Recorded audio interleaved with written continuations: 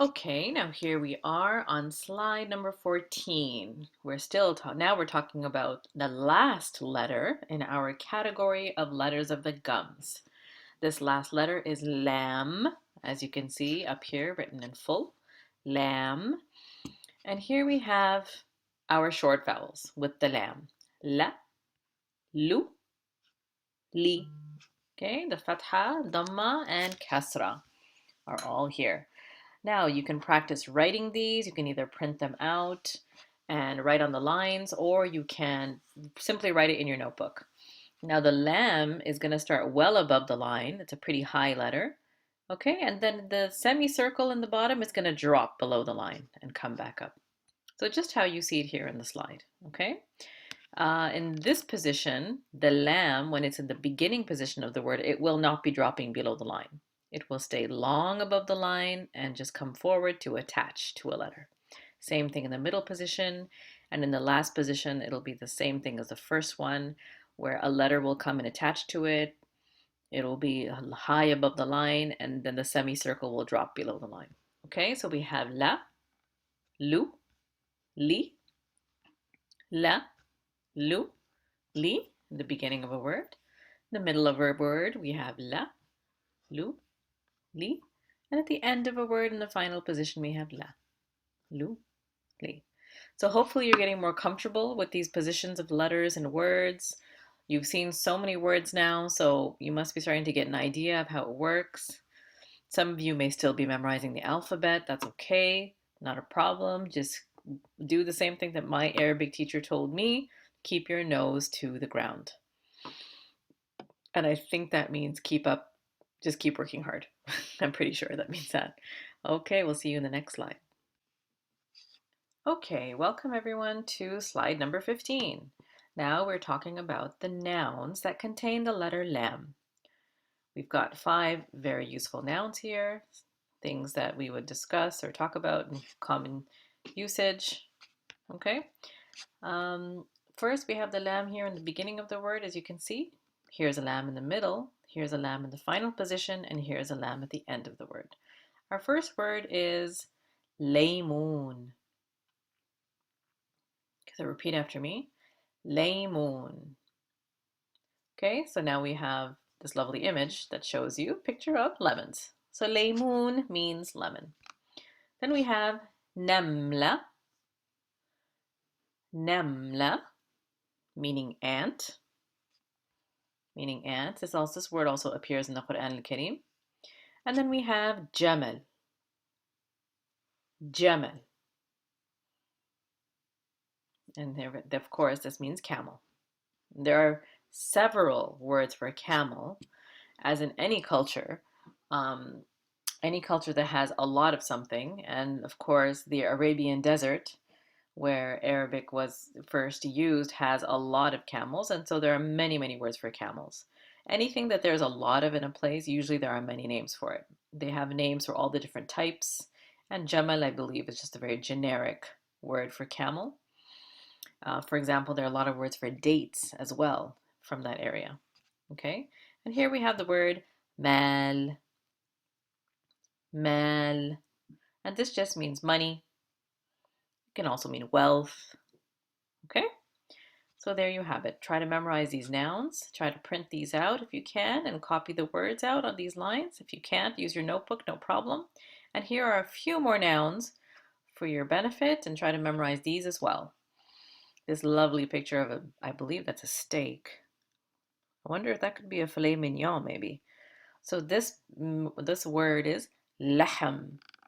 The ha has a sukoon on it. Lahm. And lahm simply means meat. Now when you say lahm, the connotation is red meat. The connotation is red meat. Okay? Lahm. And then we have bulbul. Bulbul. Okay, this is a great word because it got a lam in the middle and a lam at the end. Okay, of course, you know that this could never be an alif because it is attaching to the ba. And then we have this, this bulbul. Lovely picture of a nightingale. This is a nightingale bird.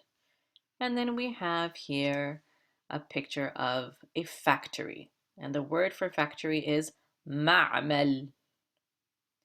Ma'mal. Okay?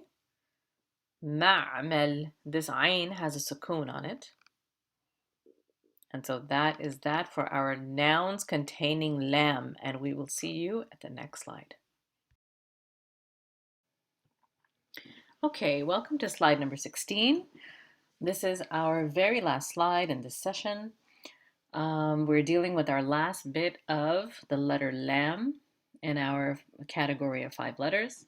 Here we have some verbs containing the letter lam. The first verb here is ya'amal. Ya'amal. You could also say ya'amalu. Ya'malu. And we have the lam here in the final position. Ya'malu means he is working. He is working. Then we have telbasu with the lam in the middle position of the word. Telbasu. Telbasu al-jawarib. Telbasu al-jawarib. So you should be able to read this. Telbasu and then al-jawarib. That means she is putting on or she is wearing socks. She is putting on her socks or she is wearing socks. Okay, you would use the same verb in Arabic for putting on or wearing or already wearing. And then we have here yal'abu. Yal'abu. He is playing or he plays or he will play. Okay, yal'abu. So try to practice saying these. And now we're going to look at some short vowels and long vowels. And let's look at the difference between them. Here we have the lam alif, by the way. Take a look at how this is written. This is the typical way to write lam alif. This is atypical. You won't see this very often. You will see this all the time. And this is the way that you should practice at home writing it. Okay, so now we have la, la. And for your information, the word la, written exactly like this, means no. Okay, so that's a good first word to learn for lam. Lu, lu. Li, li. Labasa, labasa. Labasa, labasa. Okay, and here if you actually say the word labisa with a kasra down here, that means that he wore, meaning that he wore some clothes. Okay, then we have lub. Lub. Down here we have lube. You can clearly hear the difference between the short and the long vowel. Lub, lube. And then we have lif, leaf. Lif, leaf. And there we have our last slide about lam. Inshallah, try to practice. Repeat these after me. Try to memorize vocabulary, practice writing them, and we will see you with our next category of letters. Okay, welcome everyone to our next session. Here we're discussing the gingival tongue letters. The gingival tongue letters are ta, see over here on the side, ta, ta, dal, dod, and noon. Okay. These are the letters in which you are using your tongue to pronounce these letters, ta, ta, and you're putting them a little bit further back than we did with the previous gingival letters, the previous 5 that we took. Okay. And so the tongue is involved and the gum is involved as well, or part of the palate is involved. Okay, we have over here our first letter ta written in full here. And then we have underneath, or not underneath, next to it, we have the short vowels. Ta, tu, ti. And I told you before that the ta is pronounced like the T in Tuesday. It's very similar to the T in Tuesday. And now we have our short vowels underneath. written in all the different positions. We have our ta in the independent position. Here, practice writing them if you can. Either print out this paper or do it on a notebook. And then we have the ta in the beginning position, ta, tu, ti. And then we have the ta in the middle position here, ta, tu, ti. And then we have the ta in the final position of a word, ta, tu, ti. Now remember, when you write out the ta, you're going to go right to left like this, and the whole letter will remain above the line. When I say above the line, I mean it will be written, the bottom of the ta will be on the line. Nothing will fall below the line, except for the kasra, of course. And now here is some practice with some nouns containing ta. Ta in the beginning of a word, ta in the middle, ta at the end, the final position, and ta in the independent position of the word. Here's our first one, toot. Toot. Toot means mulberries.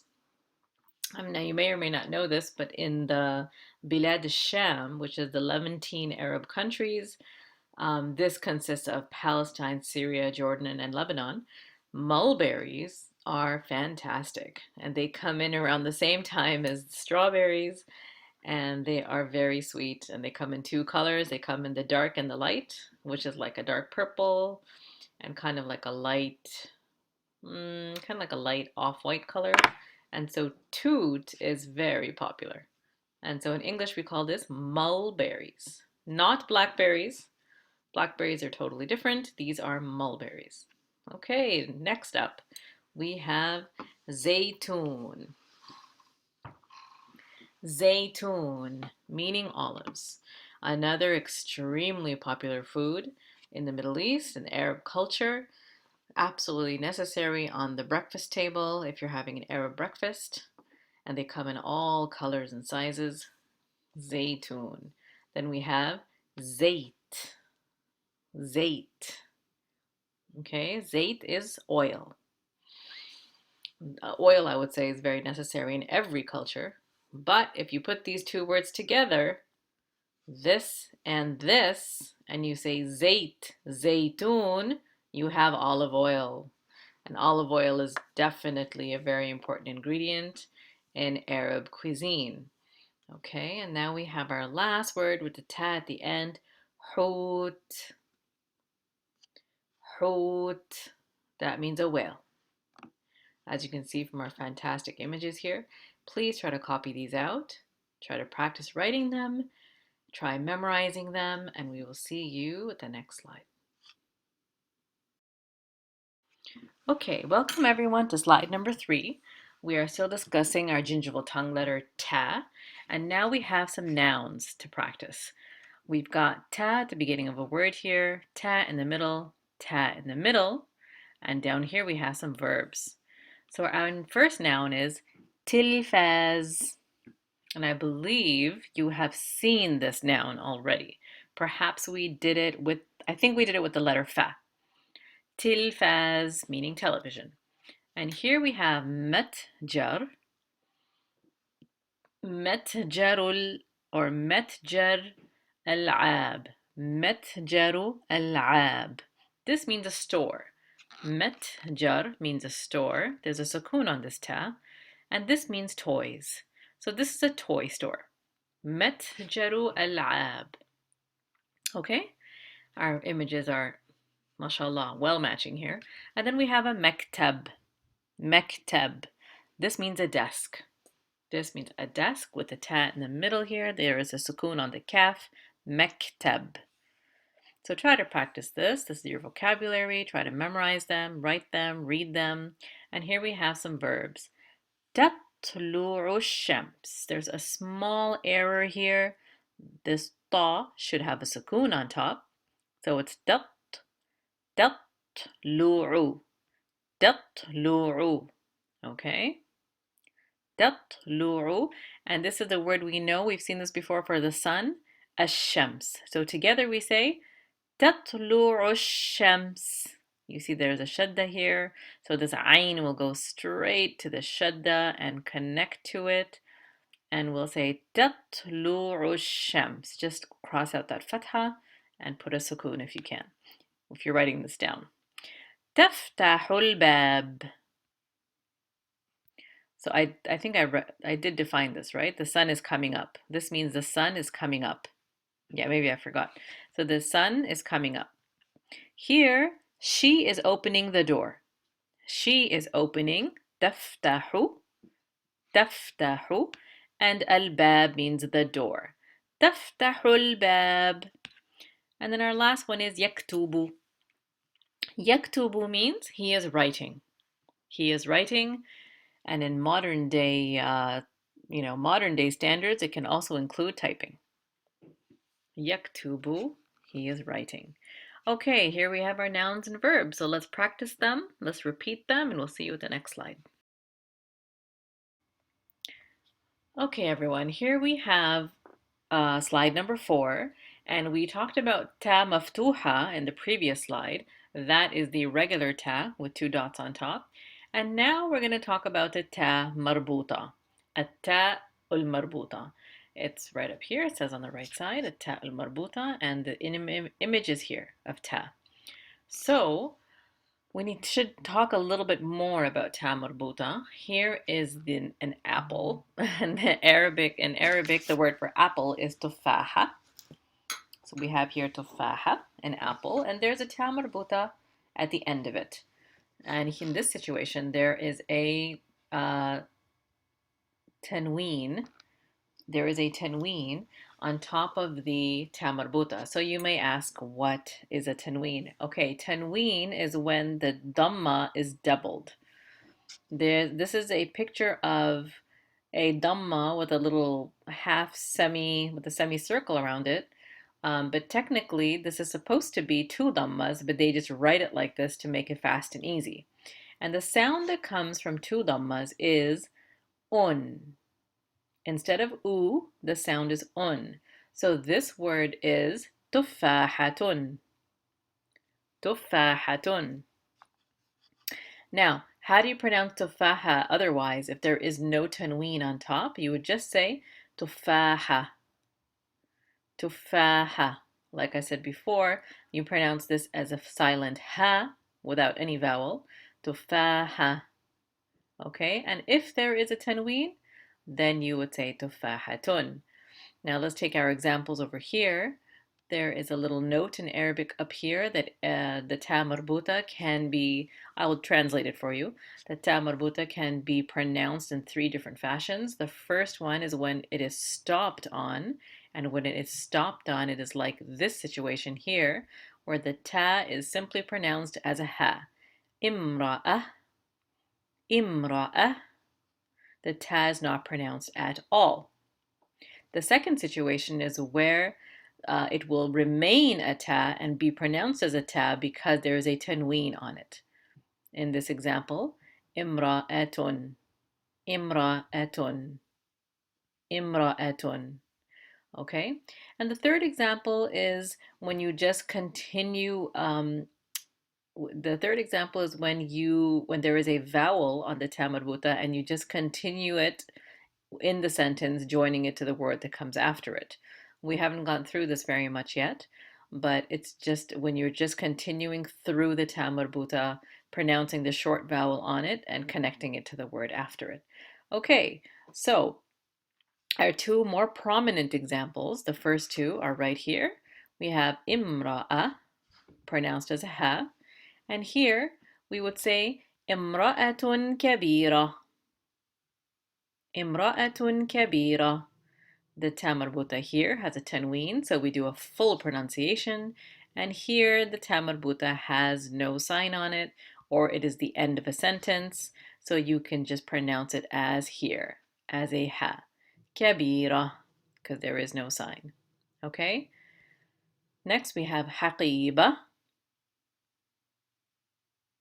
Oh, I should tell you, imra'atun or imra'a means a lady, a woman.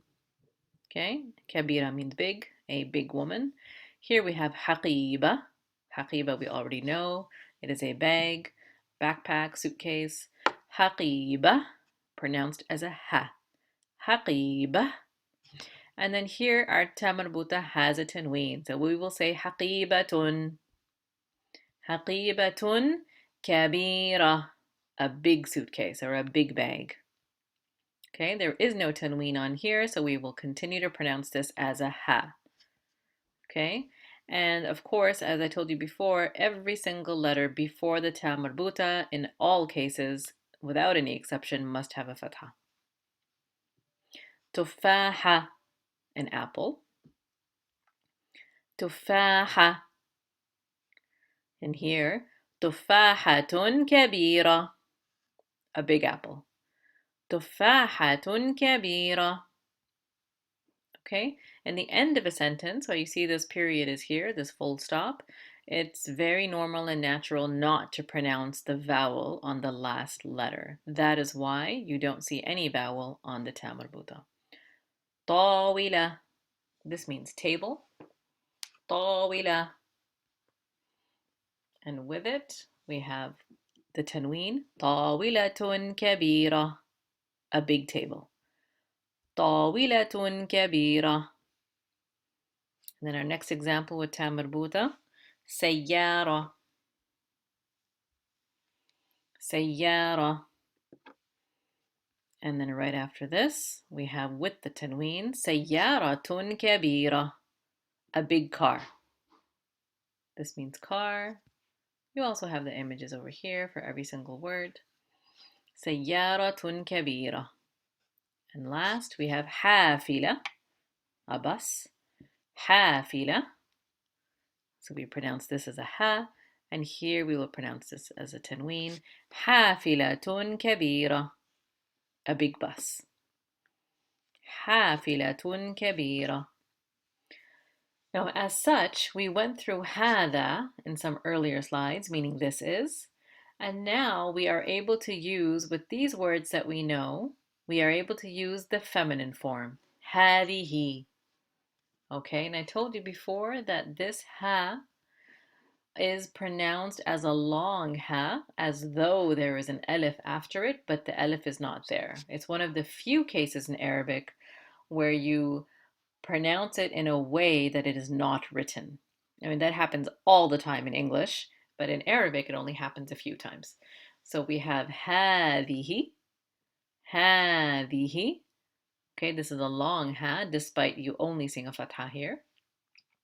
And you can add هذه to any one of these feminine verbs, and you will have a full sentence meaning هذه حافلة. This is a bus. هذه طاولة. This is a table. هذه حقيبة. This is a bag. هذه امرأة. This is a woman. هذه تفاحة. This is an apple. هذه سيارة. This is a car. So there we have it, a little bit of talk about the ta marbuta and a little introduction to هذه, the feminine form of this is. And remember that anything that ends in a ta marbuta is always, almost 99% of the time, feminine. And we will see you at the next slide. Okay, welcome to slide number 5. We are talking about the demonstrative noun, and this is the name of the noun of هذا and هذه. We talked about these two briefly. We'll talk about them some more. هذا here and هذه. We have a full sentence on top here. هذا مفتاح. Now, keep in mind that I told you before that the first ha is pronounced as a long vowel. It's pronounced with a long vowel. هذا. Even though this has the alif to show us that the val is has long vowel, but the ha does not have an alif to show us. But it's always pronounced like that, and it's one of the few words in Arabic that is pronounced in a way that is not written. So it's هذا, and down here for the feminine it's the same. هذه. Okay, so here is هذا. هذا is مذكر. مذكر means masculine. هذه is مؤنث. مؤنث means feminine. Any word with a ta marbuta on this page is feminine, and any word you see here without a ta marbuta at the end is masculine. And that is 99% of the case in Arabic. A ta marbuta will make it feminine. A non-ta marbuta, with a few exceptions, will make it masculine. And here we have our examples. هذا بيت. So you add هذا to any one of these nouns and you have a full sentence. This is a house. This is a door. This is a dog. هذا بيت. هذا باب. هذا كلب. This is a pen. This is a key. This is a chair. Now, some of you from the subcontinent may think that the word kursi, chair, is feminine. But no, it may sound feminine in other languages, but in Arabic, there is absolutely no ta marbuta at the end, and so there's no indication and no reason for it to be feminine. It is masculine. Okay? هذا قلم. هذا مفتاح. هذا كرسي. Now let's practice a few of our feminine sentences, our feminine form sentences. هذه امرأة. This is a lady. هذه تفاحة. This is an apple. هذه حقيبة. This is a bag. هذه سيارة. This is a car. هذه طاولة. This is a table. And هذه حافلة. This is a bus. So here we have it. Every single one had a ta marbuta at the end of the word. Each one of these is feminine, and the demonstrative noun, the feminine demonstrative noun is used for these, whereas the masculine demonstrative noun is used for these. Now a little exercise for you all. If you're able to print this out, please do so. If you're not able to, you can probably copy this whole activity out onto your notebook, which is also great practice for you. And let's match up the words with the answer. Okay? So matching up the words with the answer. We can do this together if you like. Maybe you can pause this video. If you pause this video, we can do it together after you're done. Okay, so we have هذا, the masculine, هذه, the feminine. We're going to go with this. مهد, مهد. Okay, هذا مهد. That would be masculine. هذا منبه. This would be masculine. هذا دماغ. This would be masculine. هذا عنب. Masculine. هذا أرنب. Masculine. هذا كأس. Masculine. هذا دواء. Okay. هذا كتاب. هذا شباك. Then we have over here سمكة, which ends in a ta مربوطة. هذه سمكة.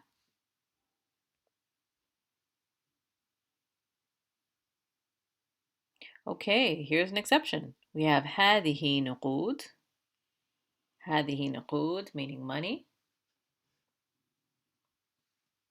And then we have هذه وجوه. هذه وجوه. Anything that is plural and inanimate plural in the Arabic language is treated as feminine singular. So wajh means face, wujuh means faces, and so that makes it a plural of something that is not animate. It is just a part of a body, and it will then be treated as feminine. This is an important rule, and try to memorize this rule. هذه وردة. هذه طائرة. هذه صحراء. هذه يمامة. This is a dove. هذه مئة. مئة means 100. هذه مكتبة. هذه شبكة. Then we come to lu'lu'. Lu'lu' has no ta marbut at the end. هذا lu'lu'. That means pearl.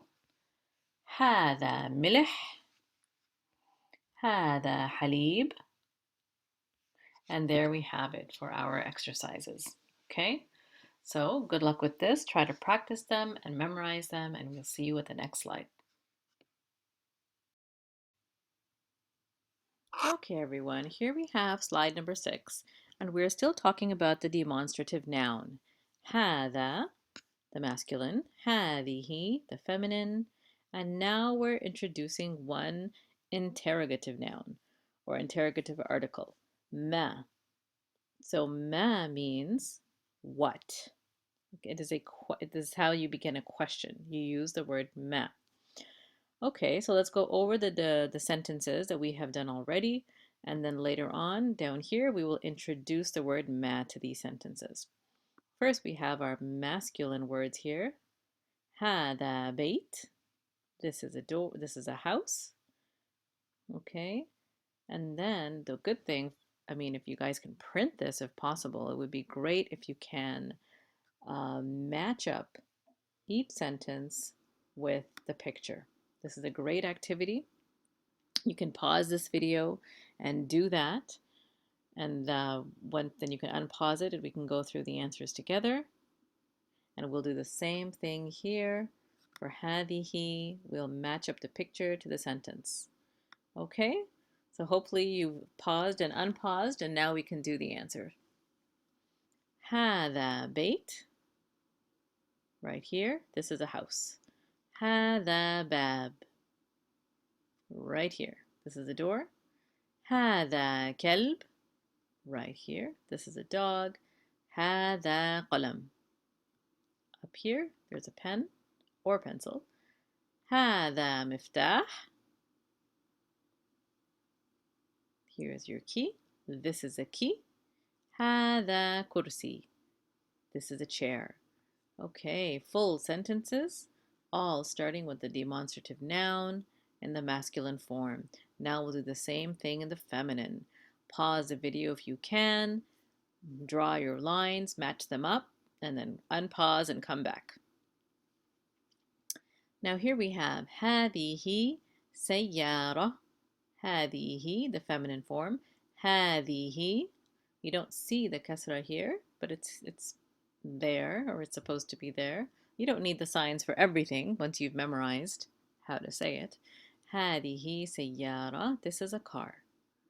Right here. هذه حافلة. This is a bus. هذه طاولة. This is a table. هذه حقيبة. This is a bag. هذه يمامة. This is a dove. By the way, you could call this a pigeon or a dove because scientifically they are the same. It's the same name for the same bird. In colloquial English, you tend to use dove for the smaller white one and pigeon for this image here, but scientifically they're both the same, dove or pigeon. هذه وردة. This is a rose. Okay, so there we have our sentences, which is very exciting that we're able to produce sentences now. And now we're going to turn this sentence into a question. Or we're going to turn it into a question, or we're going to ask a question about it. Okay, so look over here. Let's think this through. ما هذا. What? What is this? ما هذا. And the answer, هذا توت. هذا توت. This is mulberries. This is a mulberry. Again, ما هذه. Now they're asking in the feminine form. ما هذه. What is this? Actually, هذه can even work for these. What are these?